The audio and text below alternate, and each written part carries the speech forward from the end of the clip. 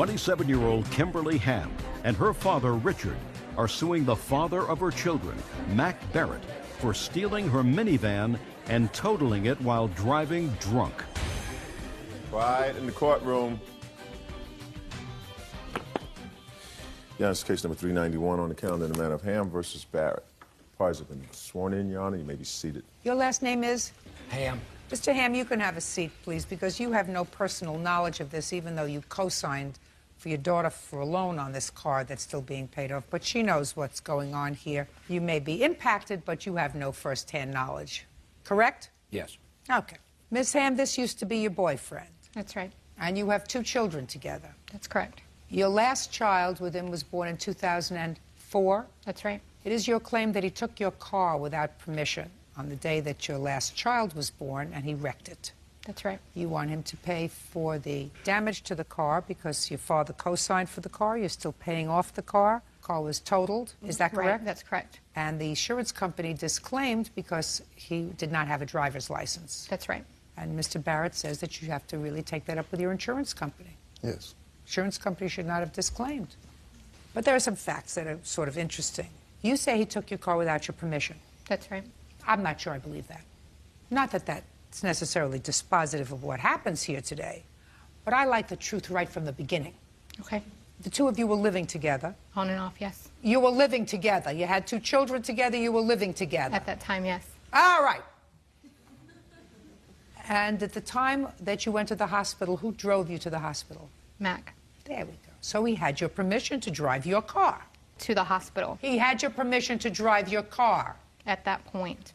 Now, Miss Ham, the day before, he went to work. Is that right? Yes.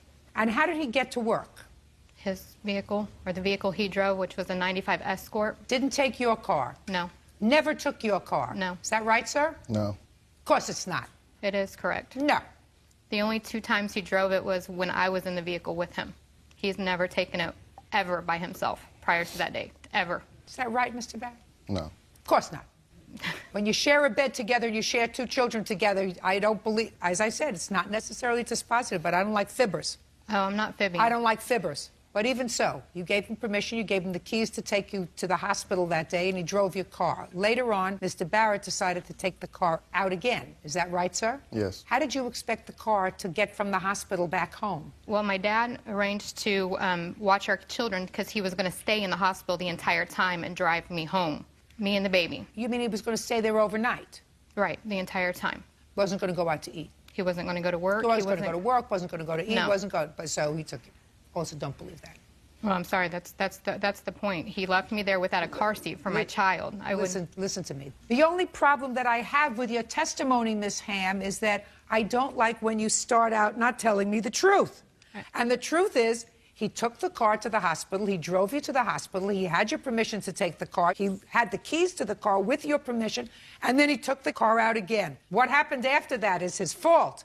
But don't start out telling a judge not the whole truth, because then we begin to hold suspect everything that you say. Do you understand? I understand. Good.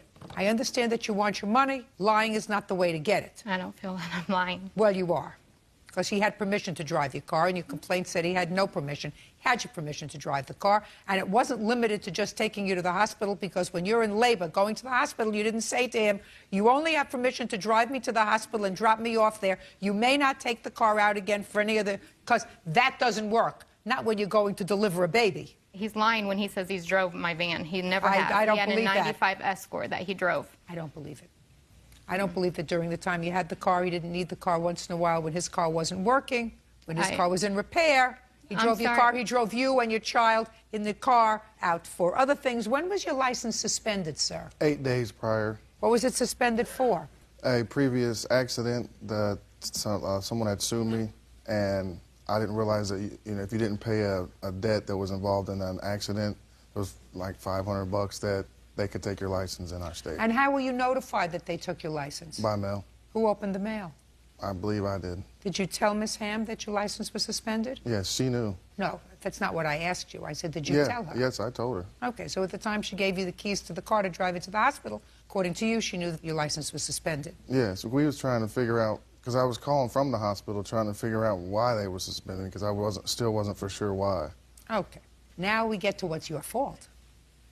So you took her to the hospital, your baby was born. When did you decide to go drinking? After I left work. The next day? No. We was at the hospital all day, and I left from the hospital. I was there all that day, and then I left from the hospital to go to work that evening. Had the baby been born yet? Yes. Did you say goodbye to her? Oh, yeah. Right. And you only had one car at the hospital? Yes. Said goodbye, you looked at the baby, played coochie-coo? Yes. So after work, instead of going back to the hospital, you decided to go get drunk. And you got drunk, and you drove the car, and you were in an accident? Yes. And you spent the next 18 months in jail? Yes. So that answers my next question, which is why it took so long for you to get here to file your claim. But do you understand what I mean, Miss Ham, when you start out by telling a fib? I mean, I understand. You I understand? Good. So he went to work. There's no question in my mind that he stayed with you in the hospital till the baby was born, and then he came to say goodbye, that he was going out, that he said goodbye to you, so you knew he wasn't going out by foot. You knew he was taking the car. Got it? Yes. Perfect. Judge Judy continues in a moment. She didn't get you down on the floor before you left the hospital and open up your mouth, hold your nose, and pour down a bottle of Grey Goose down your throat, did she? I prefer Absolute, but no. And later today, Are you both nuts?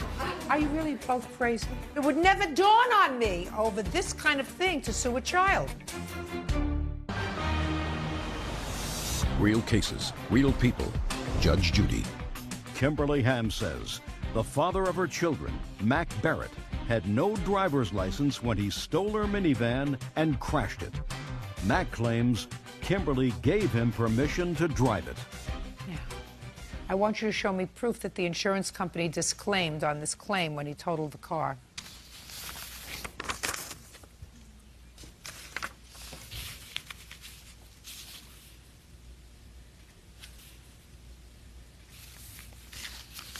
They disclaimed on the ground that you didn't have a valid driver's license. Also, when I got home from the hospital, I had to stay at my dad's for a day because he had the only set of keys, which were mine, that had our apartment key on there, and I couldn't get into our apartment. And then I checked the mail. That's when I found the suspended license validation in the mail. So the insurance company declined coverage, and the policyholder was you. Yes, ma'am. Oh, your own insurance company declined your policy, sir, on the car that's in her name. Mm-hmm. Yes. Car has to be in both your names in order for you to have an insurable interest in it. Can I see the title to the car, please? We don't have the title. It's not paid off. I'm still making payments on it and not being able to drive it. I'm just surprised that the insurance company allowed him to insure the car if he had no insurable interest in the car. I'm going back to my Insurance 101 in law school. Okay. Now, Mr. Barrett. Yes. You want to explain to me why you think that you have no responsibility with regard to this car that she's still paying off that cost $17,000? Well, for one, I mean, I had permission to drive the vehicle. You did. I find that you had permission to drive the vehicle. And I find that she had knowledge of the fact that you didn't have a driver's license. Neither one of those things contributed to your accident. Okay. You agree with that? No. Well, let me ask you this question, sir. Did the fact that you had a suspended driver's license cause you to have an accident? No. What caused you to have an accident? Drinking. Right. Now, she didn't get you down on the floor before you left the hospital and open up your mouth, hold your nose, and pour down a bottle of Grey Goose down your throat, did she? I prefer Absolute, but no. Absolute. Cute, but no cigar. She didn't do that to you, did you? You did that all by yourself. Yes. And that was the proximate cause of your accident. Your drinking. Not the fact that you had a suspended driver's license. You didn't have an accident and started driving her to the hospital, right? Yeah, that's right. So what's the proximate cause of your accident? What did the law find, sir? Drinking and driving. That's it. Beyond a reasonable doubt, for which you spent 18 long months in jail because it wasn't your first one. Couldn't have been your first one. Some judge was good and fed up with you. How many DUIs had you had? One prior. How much injury was caused to the other side and the one that you had back in 2004? I'm not exactly for sure. They was injured. And they weren't injured because you had a suspended driver's license, were they? No. They were injured because you were drunk. Yeah. Do you see your children? Yes. How often? Every other weekend. Do you support them? Yes. How much? $140 a week. How much do you earn? I bring home $342 a week. Have you made any effort to help Miss Ham and her father with regard to this debt that they incurred because of you? No, they won't even let me see the van. I haven't even seen it. When I asked to see the van, she said it was on private property. You have the bill to have it fixed? It's totaled. Can I see it? Yes. I have pictures and then You have a statement that indicates it's totaled? Yes, I have the vehicle pricing and the estimate where it was done. My dad took care of that, so if you have any questions, he's the one that took care of the estimate. Just show this to him, would you please?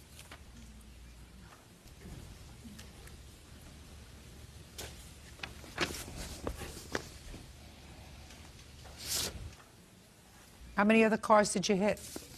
Just one. Judgment for the plaintiff in the amount of $5,000. That's all. Thank you. Parties are excused. You may step out. I'm pleased that he'll have to pay for the damage that he caused to the van. What can I say? I've had to pay on the van for the last 2 years and not be able to drive it. Didn't feel, that I was fully responsible, so whatever. She's going to decide what she wants to decide. She basically owes $12,000 on the van that she'll continue to pay on, and Mr. Barrett will have nothing. He'll have no responsibility. I mean, it bothers me a little bit, but what can you do? I would just like to move on from this, and hopefully Mr. Barrett can do the proper thing in the future and take care of his children. We'll work out with the children. Oh, our kids will be perfect. And now the next case. All parties in the matter of X-Line versus Pace. Step forward. Laurel X-Line is suing her son, 21-year-old Derek Pace, for damaging her four-wheeler.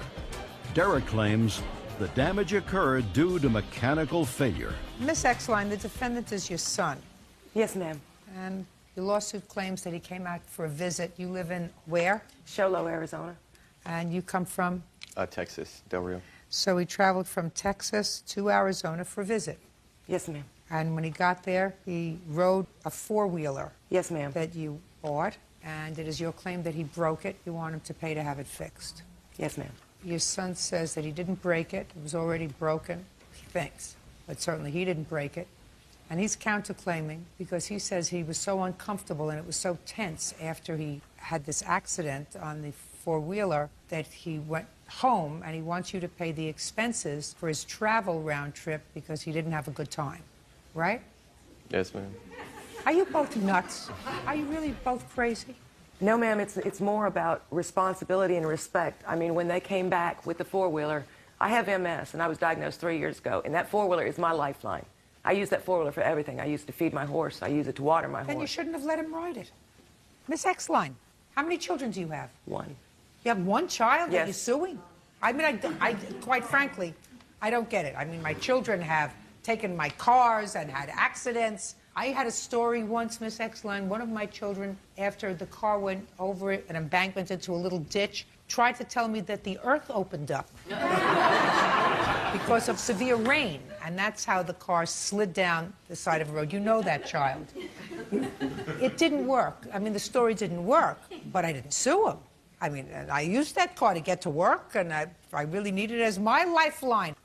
But it would never dawn on me over this kind of thing to sue a child. I think it was all the attitude that was taken when it happened, like that it was nothing. It was not his fault. It was not his responsibility. Why was I crying? It was He just said a it big. wasn't his fault. Right. He didn't say it wasn't his responsibility. He said it wasn't his fault. That Well, he he do didn't feel like anything- it was his responsibility either. Because he says in his answer that he didn't do anything to cause the damage to the four-wheeler. Well, I have photos here of when they took off on the four-wheeler the day they took off, and I have photos of when it was taken off to the repair shop. Well, of course, because there was an accident with it, but he said he didn't cause the accident. The accident happened as a result of a mechanical defect. Well, I think you can look at the pictures and it will tell the story. I don't think it's going to tell the story, madam, but I want your son to tell me what happened when you took out the four-wheeler. Well, we took it out. We got there the night previously, and the next morning we woke up and she told us that she wanted to take her four-wheeler out and take it up in the mountains, go see the snow and all that kind of stuff. So we took it out, and we realized we were kind of running out of gas. We were trying to find the road because we'd lost our way on the way back through the mountains. And then I realized that the back wheel was you could feel the back end of the four-wheeler sliding. And I stopped to look at it, and the back wheel, the axle had broken off, and the wheel was messed up. Is it possible that you went over a rock? Is that possible? It's possible. Possible you went over a log? Possible. Is it possible that as a result of doing that, the axle broke? It's possible. Possible. Sure, a lot of things are possible. Is it If I possible? borrowed your car, I would fix it if I tore it up. Well, if I borrowed your car and through no fault of my own that I knew about, that I was aware of, something happened mechanically and I was in an accident and I was injured, I would sue you. And you better have insurance on that car. So unless you have, Miss X-Line, some proof, and that would have to be by virtue of someone who was an expert in four-wheelers, that something that this young man did caused that damage. I have a statement. I don't take statements. I have the photos of before and I'll after. take a look at the photos. This is them when they were starting out on their journey. And then that was after it was damaged.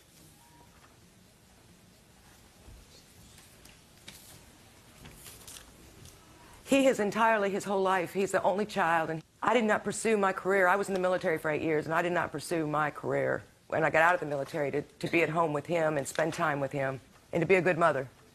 And he was in private schools. He had the best of everything, and I think that it's time that he takes responsibility for his actions. Miss X-Line, you don't get payback from children for doing the right thing. That's what you're supposed to do as a mother. You're supposed to sacrifice and make sure that your children have things that you didn't have, and make sure that they have a better education than you had. And if it involved you staying home, not having a career, that doesn't necessarily make you a better mother than somebody who works, has a career, and tries to be a good mother at the same time. So you don't get payback for whatever sacrifices you think you made for your children. I certainly would never, and certainly under these circumstances where I have no proof that this was caused by something other than a defect in the four-wheeler that happened serendipitously at the time that he drove it. And it may have been that they went over a rock, but certainly they didn't purposely do anything. He doesn't look like a nut, do anything to put themselves and his wife in harm's way. I don't know what your problem is, but I'm speaking.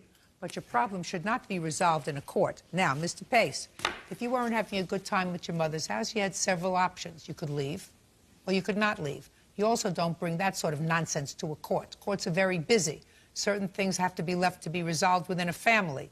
This is one of them. Your case is dismissed. Goodbye. Parties are excused. You may step. Marcia Lambert is suing her mother's neighbor, Tammy Kedward, for vandalizing her car and punching her in the nose. Tammy claims Marcia was having an affair with her husband.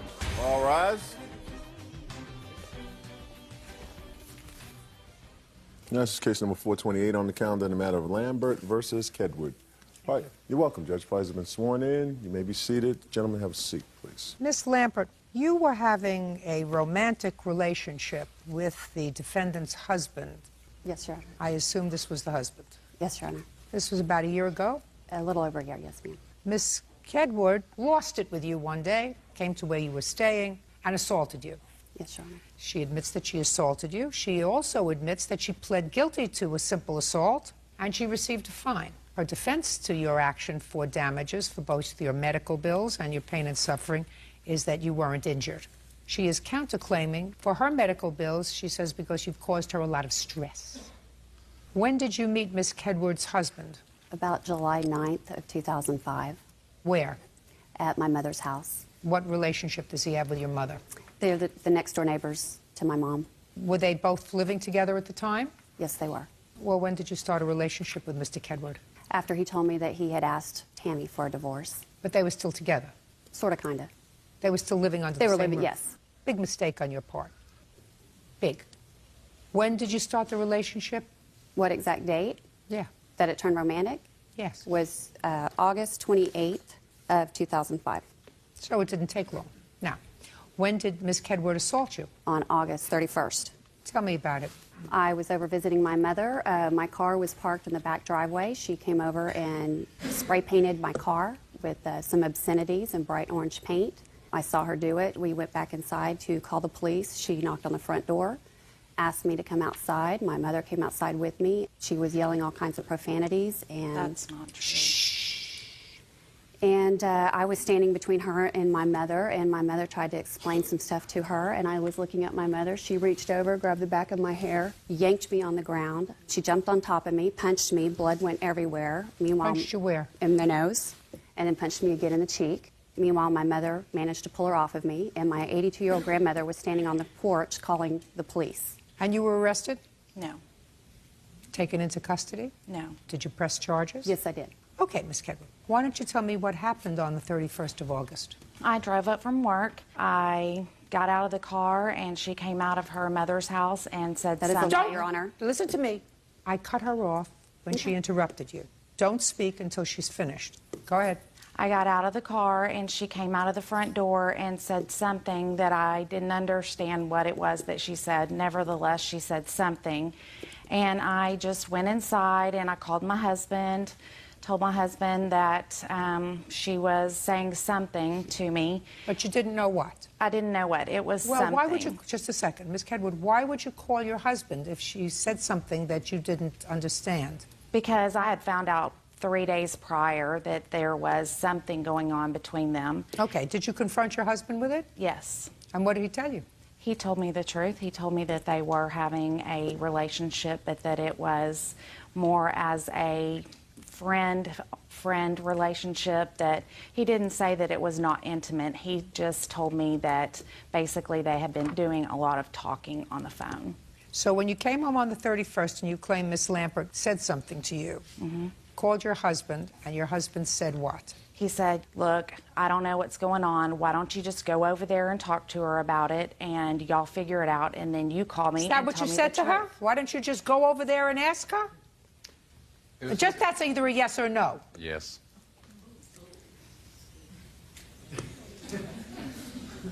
That was the first time that I ever thought of going over there. So your cheating husband tells you to go over to the woman's house and to talk it out with her. Yes. And you'd listen to him. Well, it's not that I listened to him. It's more that I thought, go over there.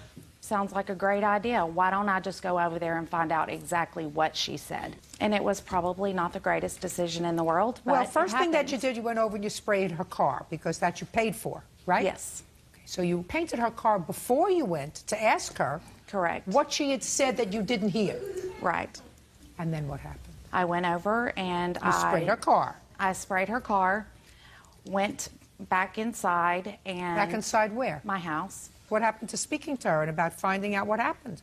That was after. So then you came out again, worked up a really good mad. I was infuriated, to say the least. Fine. So you came I out. had asked her numerous times, very nicely, please leave my husband alone. Why didn't you ask him? I asked him. So, but and the what did he fact say? She was the instigator. Stand up. How tall are you? 6'3", How much do you weigh? 260, What do you do for a living? mechanic. Strong? I guess so. Can you walk around? Yes. You can walk away from her, can't you? Yes, ma'am. Sit down. Get what I mean? Shh. Get what Yes, I mean? ma'am, I do. And Yeah, listen. There's only one person that owes you the responsibility and the respect and has taken a vow. You're exactly right. That's him, You're right. not her. I felt like if she had any compassion or any feeling, that she would have backed off and she would have had respect, at least for my child. He's And supposed to have respect for your child, I understand that. not her. He. I truly believe that he did make a bad decision. Right. But She so why was did you the go one- over? So you went over there, you assaulted her, and you lost it. Yes, ma'am. Okay. Well, then you have to suffer for that. Judge Judy continues in a moment. You say I'm strong physically. What about mentally when you have a woman like this calling you all the time and not leaving you alone? You don't really want an answer to that question, sir. And later today, You have a car now, Miss Enslin? Do I have a car? That's my question. Do you have a car now? Yes, I have a car now. real cases, real people. Judge Judy. Marcia Lambert claims her mother's neighbor, Tammy Kedward, owes for spray painting vulgarities onto her car and punching her in the face. Tammy claims Marcia was sleeping with her husband. She is countersuing for emotional distress. Okay, Miss Kedward. What kind of consequence did the criminal justice system impose when you pled guilty to assault? I had a fine of $341 and a Class C misdemeanor. Tell me about the surgery that you had 3 months later. I had actually 2 surgeries to try to correct. I was having trouble breathing through the right side of my nose. Can I Can see I the add medical report? something, Yes, Your ma'am. Honor? Yeah. She told my husband, he asked her the next day after the assault, "Are you okay?" And she told him, "It's no big deal. The same thing happened to me about a year ago when a girl hit me in a bar." Okay. That's a lie, Your Honor. Just a second.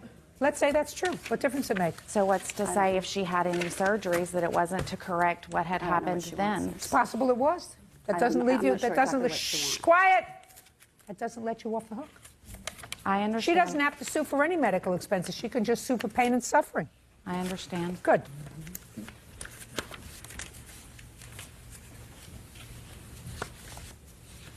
Okay, so the first study date in the emergency room was September 1st, and it did say previous surgical changes are noted. Okay, so you had previous surgeries in your nose. Is that right? From 92. Okay, good. Now, after this happened on August 31st, did you continue a relationship with Mr. Kedward? Yes, I did. For how long? It actually ended August 1st of 2006. I don't think that's true, Your Yeah, Honor. that's a bunch of bull. No, you were at my mother's house. Shh, listen to me. Whether it lasted 9 months or 10 months or 12 months, it doesn't make any difference. It lasted beyond that. Was Mr. Kedward living with his wife during that time? He went back to her the end of November of 2005. Okay, but you continued the relationship Right. with him Right. months after that. Right. Not smart. What was he telling you all this time? Just that he wasn't sure what he wanted and that they had a lot to work out if it was going to work and that he still loved me and he always would. Well, Miss Lambert, why did you continue the relationship with him, madam? It's not the first time she's done this. I'm sorry. Takes 2 to tango. Yes, ma'am. His feet work in both directions. If he's back with you and sweet-talking her, that's not a good thing about it is, Your Honor, you say I'm strong physically. I'm assuming that's what you're asking. You know, what about mentally when you have a woman like this calling you all the time and not leaving you alone? Yay. Hey. You don't really want an answer to that question, sir. Well. You don't want an answer to that question, Mr. Kedward. When I asked Miss Lambert to leave my husband alone, my words to her were, "For God's sakes, Marcia, I live next door to your mother. Please just stop." She used very bad judgment. She told me that she would be living next door to her mother. Miss Kedward. That's a lie. She used very bad judgment, especially after he came home in November. He never To live with really you. left home. Don't tell me he never really left home. Stop moving around. You're making me seasick. Still, Yes, ma'am. he exercised very bad judgment. What he's trying to tell me is he may be strong physically, but mentally he's mush. That's just an excuse. What he's trying to say is, how can I withstand the wiles of Jezebel? That's ridiculous. If you bought it, that was not what I quiet. was saying. Quiet. There are all kinds of temptations in this world, madam. And you hope that when you marry somebody, that they're going to be able to withstand the temptations. And if they can't, it's their fault. It's not somebody else's fault. In any event, she's suing you for $4,000. Yes, ma'am. That, she said, represents her medical bills. You are clearly responsible for that. I want to hear about your counterclaim. You have 1 minute. I went to the hospital that night and was in the hospital for 2 days following. I was extremely stressed out over the whole situation. I asked her repeatedly to leave my husband alone. She told me she would do what she wanted to do, when she wanted to do it, and I lost it. And I have to admit that I'm talking about your I counterclaim. went to the hospital and I was there for 2 days because of the immense stress that this, I don't even want to call her a woman, has put me through, that she continues to put me through to What this about day. him? Why don't you sue him? I married him for better, for worse, for richer, for poorer, in front of God, in front of all of our friends. And it's my choice to forgive him, and we have been through counseling. Perfect. Listen to me. He's the one that owes you the responsibility of And doing he's the right paid thing. me. Doesn't she owe us to leave us alone? I have. Bull. Excuse me? Excuse me? Outside. Put him out. Come on, man. Okay. Can I add one gonna- thing? Yeah, sure. I was under so much stress from the immoral actions of this person that I suffered a miscarriage. My child has had to be in counseling. I have had a lot of issues because of her, and to this Because day. of them. Yes, ma'am. Because of them. She instigated it. Because You don't get it. You have to put it in your head. He owes you the responsibility of doing the right thing. She doesn't. He has a contract with you, moral contract and a legal contract. He violated the contract, and I would have very little sense of an obligation to mitigate your damages if Miss Lampert did not continue the relationship after November, when she knew that the two of you were trying to work things out. Miss Lampert fully understood that.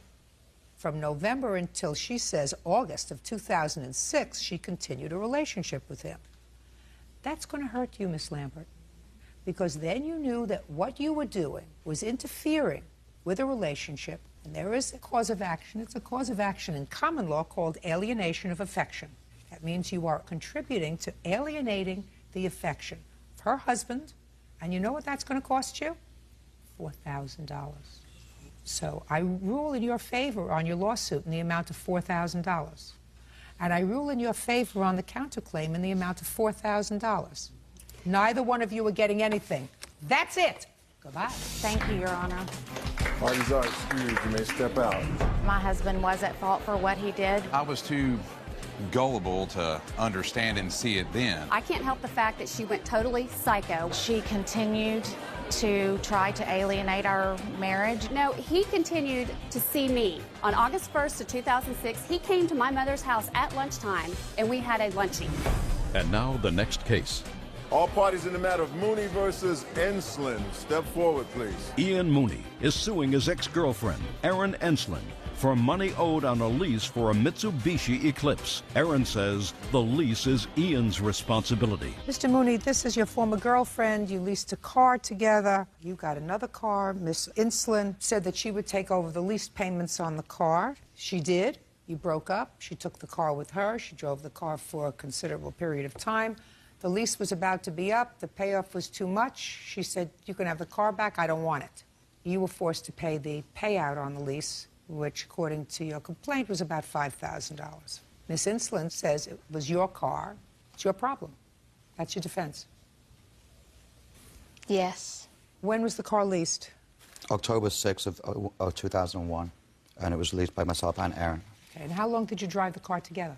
Until, I believe, February of 2004. Erin had found employment, and basically we agreed that I would get another car in my name, and Erin would take over the Eclipse and make the payments. And you did that? Yes. For how long? The lease was up 2006, October. I called him a few times a couple months before saying that I couldn't afford the car. It was really breaking me. So obviously there was no way I was going to be able to pay it off, and he just refused to take it off of me. Well, but you had an agreement with him, Miss Enslin. Yeah, as long as I'm driving the car, I'll pay for it. There were times where I called him and said, I don't want it. I don't want to drive it. It was never discussed of bringing back the lease and me paying it off. Well, what did you expect to happen? I'm not even on the lease. Miss Enslin. I'm a co-signer for the loan. Correct. I'm not on the title of the car. It's but not you my are car. co-signer on the loan, right? Right.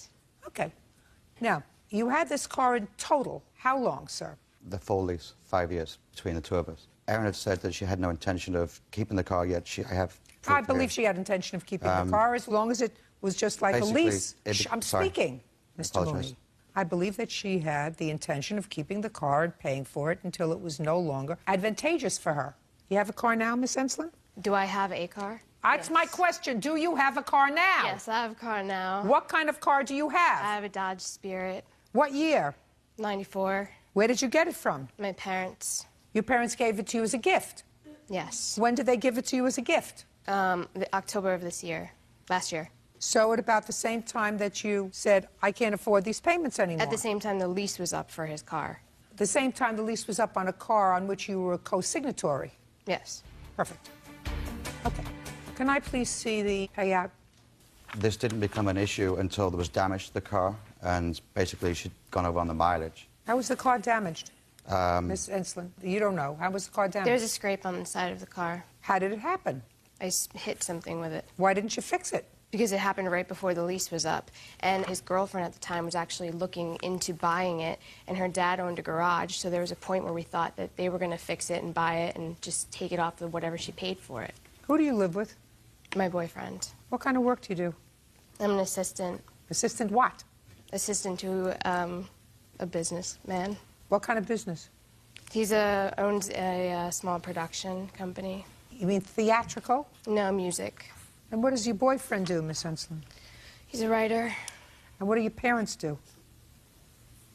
My mom works in a factory. She's an accountant. And my dad fixes the roads and works for the township. How old are you, Miss Sheindlin? 25. You have to grow up and stop being a baby. If you have a responsibility, you're supposed to take care of the responsibility. You're not supposed to stick somebody else with your responsibilities. You were going to assume the responsibility on the car until you decided it was too expensive a proposition for you to take it over after the lease. So what? You relied on your parents to treat you like a baby and buy you a car so you could get to and from work and not have to take care of this responsibility. You have to grow up, madam. Beauty fades, dumb is forever. Judgment for the plaintiff in the amount of $5,000. That's all. Parties are excused. You may step out. 21-year-old Anne-Marie Fessler is suing her former roommate, 25-year-old James Hill, for stealing money meant for her boyfriend's bail. All rise. Now, this is case number 406 on the calendar in the matter of Fessler versus Hill. Thank you. You're welcome, Judge. Parties have been sworn in. You may be seated. Ladies, have a seat, please. Miss Fessler, this young man is your boyfriend's nephew. Your boyfriend was in jail. Is he still in jail? Yes. What is he in jail for? We had gotten into an argument in a restaurant parking lot, and he hit me, and the cops were called, and he was locked up, and they're holding him for old warrants that he had. Outstanding warrants for what? One was a shoplifting charge from '95. One was a drug charge, and something else. I think it had something to do with the drug charge. I'm not exactly sure what. Do you know what he's in jail for? Them fighting all the time, and like they're just very dysfunctional. Like, well, they may be very dysfunctional, but that's not the only reason he's in jail. In any event, it is your claim that you gave him some money to bail out your boyfriend, that he didn't bail out your boyfriend, but he stole your money. Then you think he took some other money from an ATM card. Some convoluted story. In any event, Mr. Hill says, I took $600 to go and bail out my uncle that you did give him, and when he got to the prison to bail him out, it was more than that, so he gave you back your $600. He doesn't know anything about any other stolen money. He says he doesn't know why you would think that he would take property that belongs to you. Okay, Miss Fessler, when was your boyfriend arrested for domestic violence? November 24th of 2006. And when did you call Mr. Hill about giving him money to go bail him out? I called him and told him what the bail was. He told me to give him the money that I had, and he would see what he can do about getting the rest to go bail him out. I had $700 on me at the time. Where'd you get $700 from? Every month I get $400 from the state. They give me I'm on rental assistance and welfare. They gave me $400 every month. We saved $200 every month for the last 3 months. Just a second. They give you $400 for what? For my kids from welfare every month. How many children do you have? I have 2. So the state gives you $400 a month to feed and take care of your children. And you save $200. I was taking $200 out every month for my kids' Christmas, and the other $200 I was using to buy their diapers and stuff every month. What other money comes into your house? That's all the money that we have. No. Impossible. They were paying... Impossible. They were paying our rent.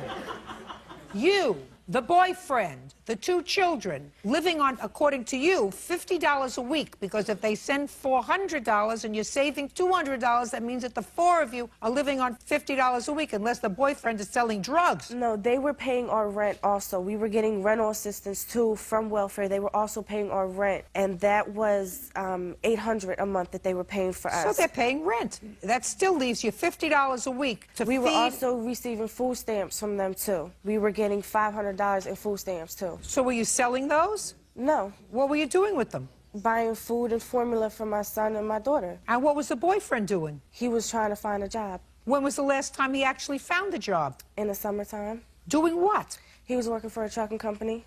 And what happened to that job? He lost his job because he was late too many days. Why was he late? Because I was sick, I was pregnant, so he was staying home to help take care of me and my daughter while I was pregnant with my son. But you had been receiving welfare for a long time, right? Yes. So why wasn't he working and getting you off welfare before you got pregnant with the last baby? We were having a lot of problems.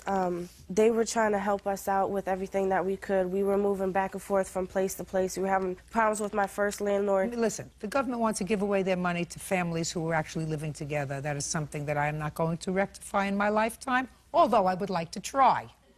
What I resent is welfare is supposed to provide people with their basic necessities, not enough. In this video, I'm going to show you another way of finding other dropshippers. It's important that you know the various ways that are available to find dropshippers. Reason being is then you'll have more strategies on finding winning products. So here's another way that I'm going to show you how to find other dropshippers, and this time you're going to be doing it from Zik Analytics. So previously the way we looked at it is we looked at people who were really just copy and pasting AliExpress titles onto eBay and then just selling the products themselves. The strategy that these guys use is they usually just list thousands of items and they just hopefully some of them sells. Now the strategy that we're going to look at is we're going to look at drop shippers that don't really copy and paste titles, and what they tend to do is they tend to just really optimize their titles. They really, you know, they rearrange the titles and they do some extensive product research. So I'm going to show you how to find these type of drop shippers. So first thing is you just want to go over to AliExpress and you just want to find anything random, get any random idea. So for example, if I go ahead and click on jewelry and watches, and then I go ahead and click on orders, you're going to see a bunch of rings over there.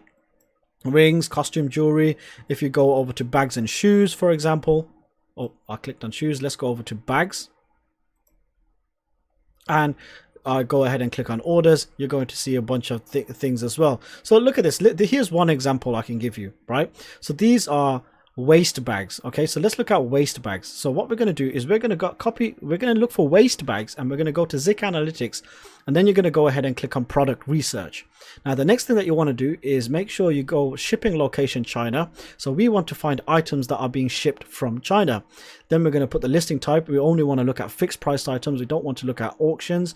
We don't want to look at all listings, just fixed price items. And then the condition, we don't want to look at any used items. We're going to look at brand new.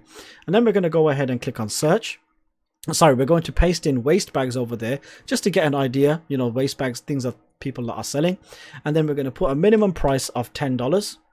Okay, and then we're going to look for sellers with a minimum feedback of 50 and a maximum feedback of 3,000. Okay, and then we're going to go ahead and click on search. So there's people who are selling waste bags for either $10 or more, right?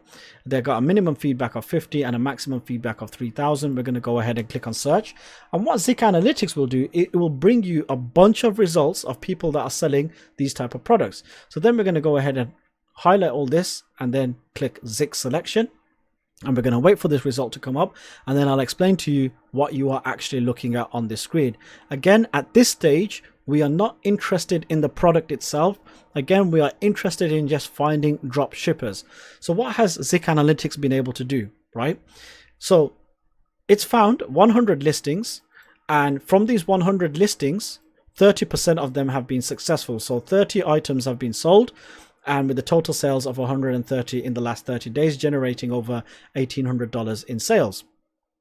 Now in this section over here, it shows you who the biggest sellers are. So this, you know, this section over here, this Hot Focus company has got 16% of the sales. This company has got 14.62.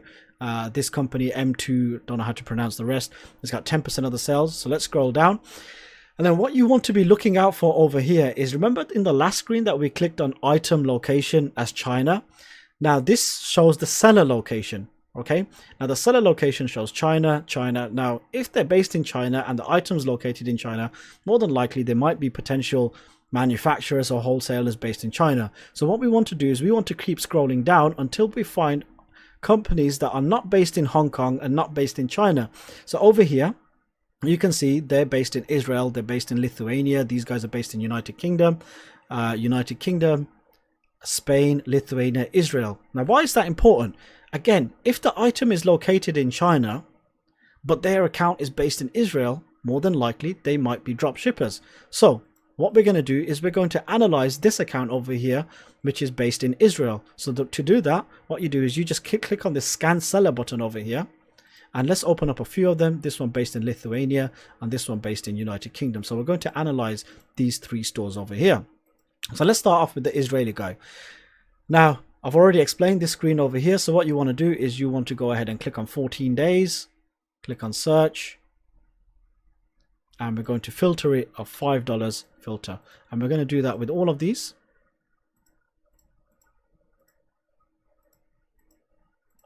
And then we're going to filter $5 filter, $5 filter. Now, let's have a look at this account. So have they got any products that we want to sell?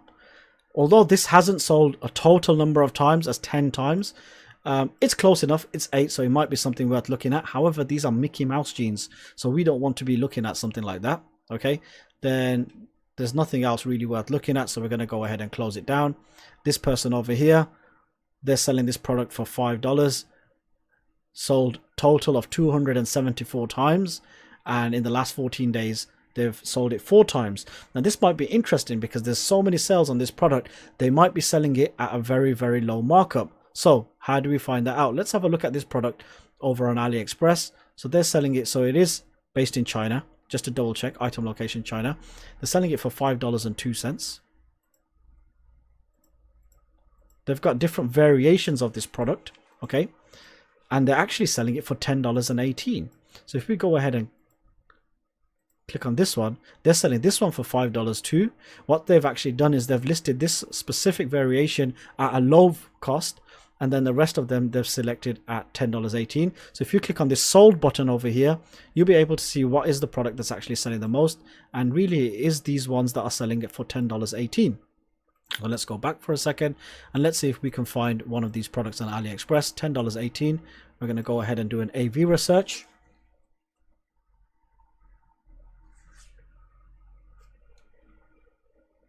Click on other, and as you can see, this product over here is potentially the exact product that they are selling. It is the same product, and they're selling it for $10.18, and they're only purchasing it for $3.03. Okay, so as you can see over here, $10.18, $3.03. So what does that tell me? That this person is worth looking at. I'm going to go ahead and add them. Again, they're already on my watching list. As you can see, I've done this plenty of times before, and there's a bunch of other products that's worth looking at. So this one over here, there's this one over here, this one over here, this one over here, this over here, this over here. So these are products worth looking at, and you can do the same with all these accounts over here. I can have a look at this. Four sales in the last 14 days, sold 30 times in a total amount of times, and there's not really much else. There's this product over here worth looking at, this product worth over here, this product worth looking at over here. So again, that's another way that you can find other competitors. So now I've shown you 2 ways of finding competitors, and you really want to start building up your competitor list to find products. Let's go over to the next video.